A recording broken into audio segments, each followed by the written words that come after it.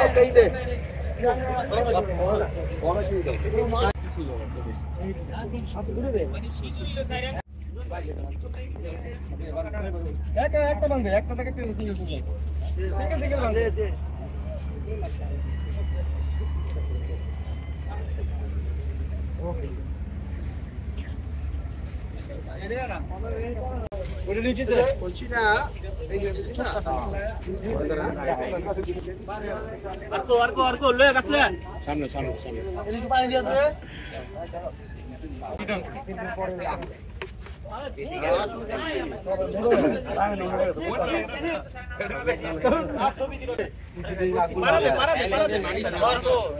জিয়া দাও জিয়া দিয়ে দেও না গাছ লাগাই দিয়ে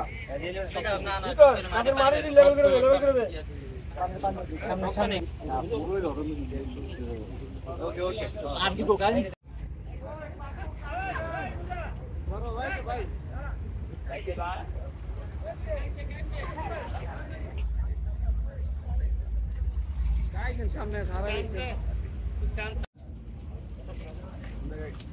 আচ্ছা তো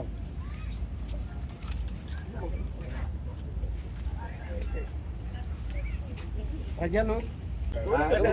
একটা ভালো আছে বালদাস না এ আমার ভিডিওটা হাইলাইট করতে দিলেন হ্যাঁ লো সবুরে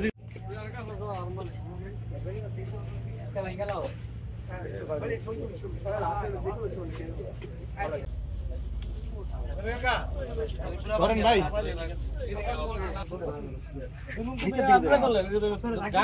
ভাই ওই আয় বলছে ফ্যাক্টরি এটা দূরে আয় বলছে গাঙ্গায় বলছে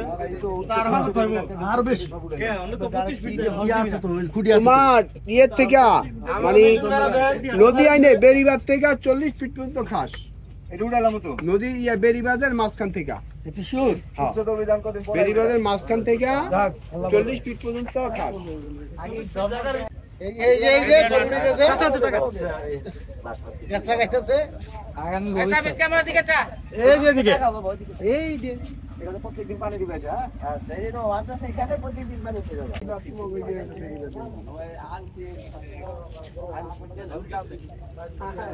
মাটি গুলো বলতে ঠিক করে পুরো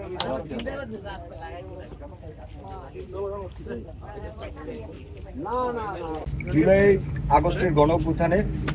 বিগত ফেসিস স্বৈরাচার বিরোধী আন্দোলনে আমাদের মুন্সিগঞ্জের যে 4ই আগস্ট যে